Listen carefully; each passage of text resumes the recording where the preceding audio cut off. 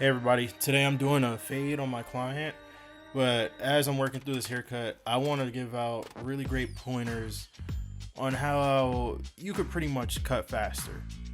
In my opinion, the number one most important thing in terms of what you need to increase your speed is experience. The more experience you have cutting hair, the faster you'll be. For example, the first time you ever do a haircut, right? That theoretically should be the longest you take for that specific haircut. And what I mean by that is the first time you do a skin fade, it's pretty much the longest you're going to take on a skin fade. The first time you do a scissor cut, that's theoretically the longest time you're going to take to do that. And as you get more experience, you're naturally going to get faster. So if you really want to improve your speed, number one, get your reps, really focus in on really taking as many clients as you can, because when you do that, the second most important thing in my opinion would start to shine, which is just knowledge.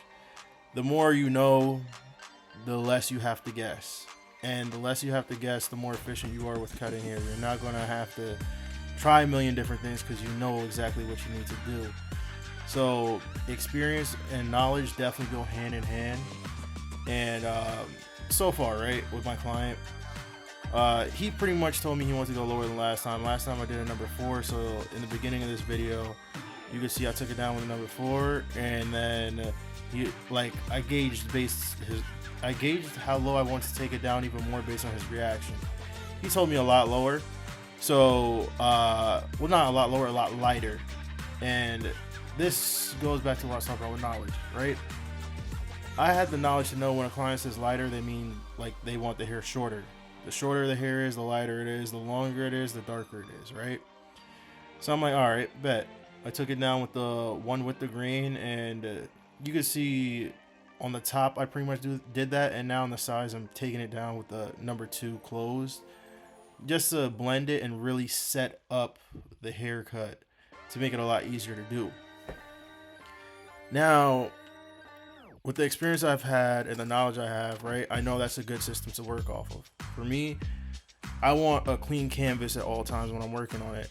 So before I started doing this bald line, I was pretty much prepping the fade so I know what the final point on that fade is. And right now I'm setting in my bald line, which would show what my lightest point is. And I love doing that because I can see the lightest part of my transition and my darkest point of my transition, right? This allows my haircuts to be a lot more efficient. Another thing as well with my guidelines, I'm not saying they're perfect lines, right? Obviously there's little bumps in it, as you can see as I'm making it, but I want it to be relatively good lines, right? And that helps me save time later on in the haircut because the haircut is going to have more symmetry in it, right? Now, going back to what I was saying in the beginning, experience and knowledge, right? They go hand in hand. The more haircuts you do, the more knowledge you'll gain, and the better off you'll be with cutting down time, right? Now, once I would say you've reached your natural plateau, as in you keep cutting hair and you're not really seeing significant increases in your time, right? The next portion to focus on, I would say, is definitely fine tuning, right? And what I mean by that is really creating or crafting a system for yourself and fine tuning what works best for you, right? For me, when I first started, I was pretty much sticking with one person's method on how to cut hair, and I followed that for about a month, right? Following month, I tried someone else's method. And also, when I'm trying these methods, I'm only using the methods of barbers that I like. And what I mean by that is their haircuts. If I don't like their haircuts, I'm not using their method, because at the end of the day, that's not the result I want. So I followed those methods for a month. That way I could see what works with me and what doesn't, right? And after doing that for about 6 months, right, I just kept everything that worked for me, and what didn't, I removed it. And even to this day, right, I'll still do it, maybe not for a month, but I'll try someone's system for a week and take what I want and throw out what I don't, and even try a system that I tried early on in my career again, because now I have more knowledge, so I might pick it up and adapt it a different way, which is great. And another thing is, when you're cutting, right, you want to be really intentional with what you're doing. You don't want to just be following the system and just going with the flow, right? When you do that, you're not learning. The key way to really increase your knowledge is to learn. So when you're doing something, for example, right now with the fade, right now I'm blending down, but it's in faster speed, right? So it looks like I'm going crazy, but I'm not. But I'm very intentional. Like, you see how I do a few strokes and combed it down? Yep, just like that, right? I do a few strokes and comb it down. That's because as I'm working, I want the hair to be laid smooth, and I want to really see what I'm doing. And I'm just focusing on that small little line in between, like the half and the one close that I did, right? I'm really honing in on that and being very intentional, using just the corners to help blend that in. And me doing this, one, I'm learning that client's head, right? I'm learning how to fade it, and that helps for the future, because next time he comes in, I'm gonna spend less time with that area because I know how to properly cut it. And that's another thing too, increasing your speed. You have to just cut the same client over and over again. The more you cut that client, the more you know their hair and understand it, and you're definitely going to increase your speed for sure. Like, you coming into a barbershop and you see all these other barbers around you cutting fast, or fast to you, I would say, it's because for the most part they're cutting the same clients every week, every 2 weeks, so they know exactly what they like. They don't have to spend time on a consultation. They don't have to spend time figuring stuff out. They just know it, and they're tweaking their system. They're getting better. They're trying. Well, for the most part, I'm not gonna say every barber does that. Some barbers, they just come in, cut, leave. They don't really care for improving. But for the most part, at least the barbers I work with, they are conscious of what they're doing and very forward-driven, trying to improve on what they do. Right? As am I. And another thing to really help improve your speed is the consultation. When you get a client, right, you really want to really focus on the consultation and what they are looking for, right? Because if you don't have a good consultation, right, like this hasn't even happened to me before. You would start the haircut, halfway through the haircut, they're trying to switch it up, like, oh, I want this instead, or you do something, it's not the way they were anticipating, and all that could be relieved in the consultation. If you take the time to really understand what they want and explain it to them in layman's terms, not barber terms, right? For example, earlier in the video, right, I was saying the client told me they wanted their hair lighter. I know that's shorter. I'm not gonna tell them, oh, I'm gonna take it down with a one guard. They're not gonna know that. The only time, me personally, I say that is when a client knows, like, they get a 4 on top, right? Just because that's all they've ever asked for, right?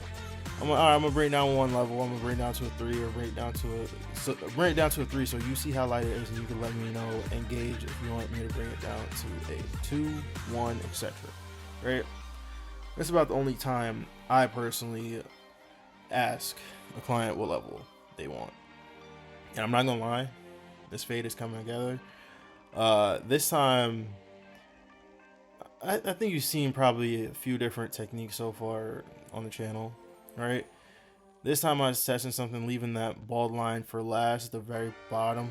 I'm just blending my way down pretty much, and I could tell this fade is definitely gonna come out nice. Yeah, for sure. But getting back to what I'm saying, right? Like, you want to cut hair efficient, not really fast. Like, you doing faster motions or physically cutting the hair faster, it's not really going to save you time. The fastest way to cut anyone's head is to pass, the clipper over their head as few times as needed, right? So let's say you could cut the client in 100 strokes versus 200, you're saving half that time, right? And when you're intentional with the way you're cutting, you are allowed to do that because you're no longer guessing. Like, you know what you need to do, and you're very intentional with the way you cut. You're going to save so much time. Like, for example, right, I saved that bottom line for last. So I was spending a lot of time towards the top and everything because I know once I get to that bottom line, it's just pretty much the lever closed to take it out. Even right now, it looks like I'm taking out that bottom line, but realistically, I'm not. Like, you see me close the lever a little bit, right? Right there, that's when I'm like really fully closing it. But it was the lever all the way open, and I was slowly closing it to really make it easier to blend out that line, right? And I did a lot of prep work in order to take out that bottom line so quickly. And I guess that's another thing I should talk about as well, like the bottom line. A lot of barbers, when they first, get into fading, they're terrified of taking out or leaving a skin line. And my best piece of advice, right? When you see a line in a fade, right? All that is a drastic transition, right? When you see a line, it means the hair above that line and the hair below that line are two different and drastic lengths, right? And those drastic lengths is what creates a line. Now, knowing this, right, a lot of barbers coming out of barber school, when they fade, their number one problem, in my opinion, is not stretching the fade. When you don't stretch that fade, what happens? That creates lines because you have one drastically long length of hair and one drastically short length of hair. If you don't give enough separation between those two gaps in lengths, and what I mean by that separation, like, let's say you go from the notch fully closed to the notch halfway open to the notch fully open, right? That's 3 degrees of separation. But what if you take it notch by notch by notch by notch, right? That's significantly more levels in separation. And the lower you are in a fade, the more you need to stretch it out, because the lightness and darkness of those points are drastically different. Like, if you notice, right, when you take a blade open, right, you make that guideline, that is so different from the rest of the hair up top, right? And since it is so drastic, you have to take your time. Like right here, everything is basically faded out on both sides, right? I start with it closed, and you see how I'm slowly opening it up notch by notch by notch, right?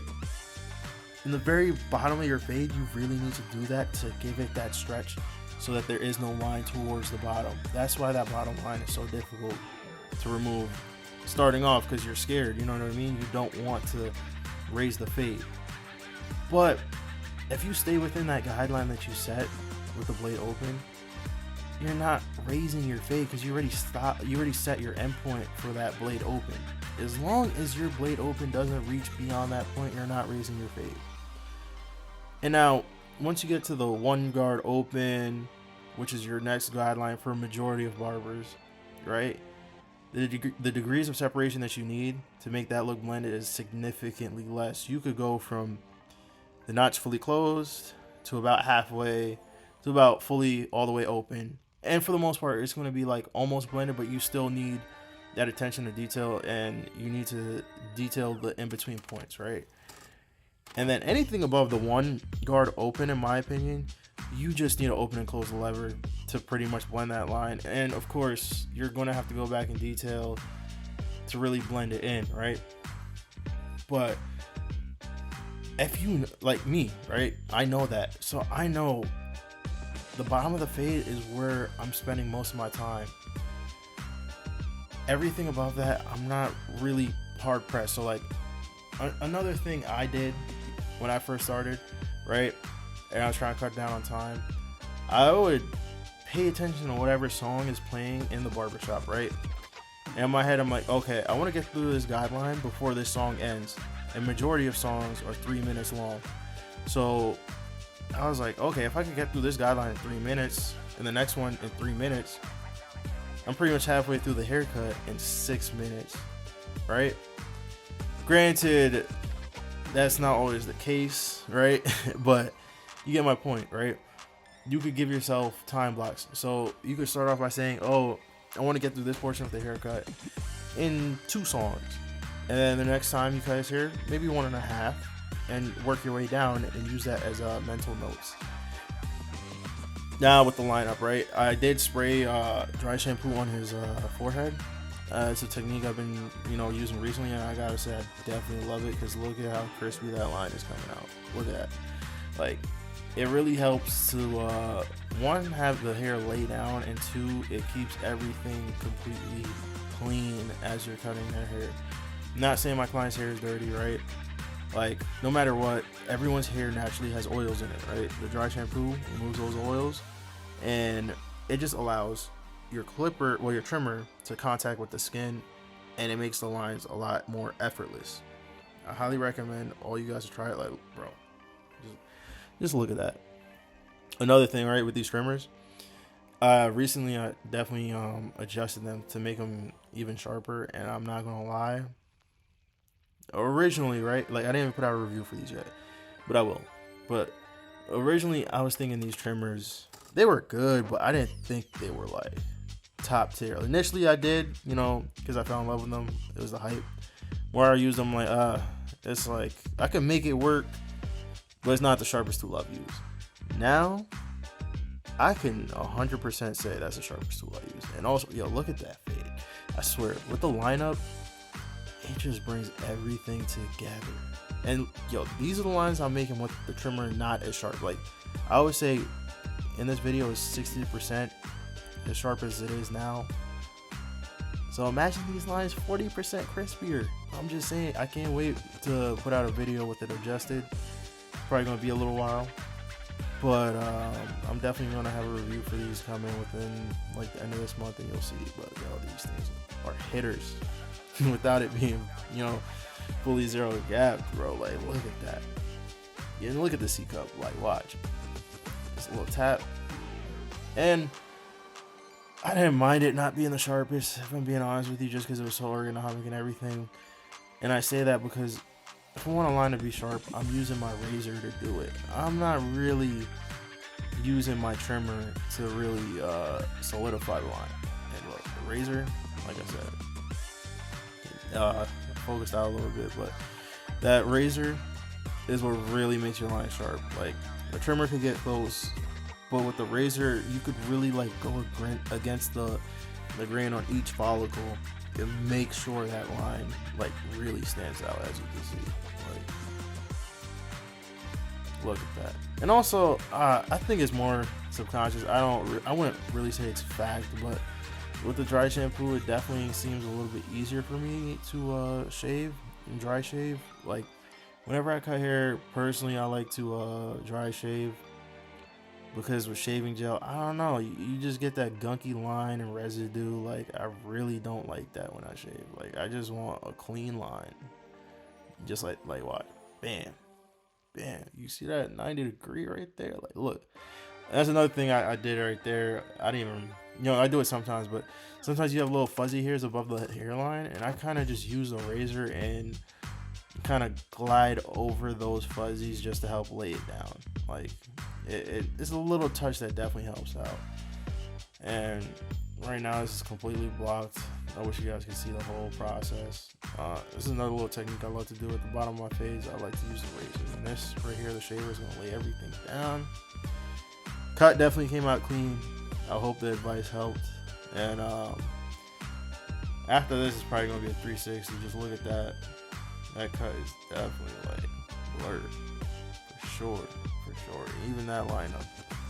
And right here, I'm just detailing, finishing off the cut, just detailing it. Look at that, the blade open, getting all those little tiny imperfections out. And if I'm being honest, this is where you want to spend the majority of your time. I definitely removed a good amount of the detailing, just because it's not a drastic difference that you're seeing. So I recorded a good amount just for you guys to see it and know I'm doing it. But a majority of my time is spent on detailing more than like anything else. Like a good structure for a haircut, all right? Just a little template for you guys to follow. I would say you want to spend about 3 minutes balding out, 10 minutes on the fade max, right? Another like 5 minutes on the shape up. Right there, you're sitting at 20 minutes, and the rest of the time is detailing. But there you go. There you go. That thing is clean. That thing is clean.